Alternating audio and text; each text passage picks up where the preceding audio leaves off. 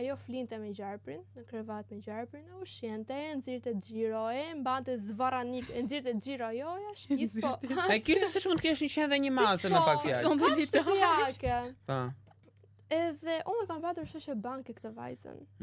Dhe kjo është shumë e shqetësuar, ekstremisht e shqetësuar, do të çonte gjarprin në një vizitë me veteriner jashtë shteti për ta vizituar, sepse gjarpri nuk flinte me gjumë në mënyrën që ai flinte zakonisht, në krevat me të. E di ku do dalësh. Okej. Por gjarpri flinte për së gjati bashkë me vajzën. Pra, nëse ai zakonisht bëj si spirale. Po, flinte për së gjëri dhe shtrihej njëjtë si vajza deri në momentin që të arrinte dhe shtrihej që të arrinte gjatësinë e vajzës. Dhe kjo mendonte se ai kishte një problem. Po, mendonte që ishte i smur dhe e çoja shteti për ta vizituar. Po. Kjo histori po më pank. Prit deri në fund. Vajza po na shikon tani dhe nuk e di se çfarë mund të ndjej ajo për këtë gjë që unë po e shpjegoj.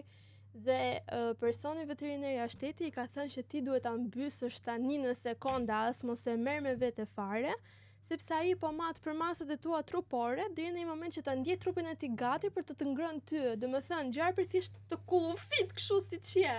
Po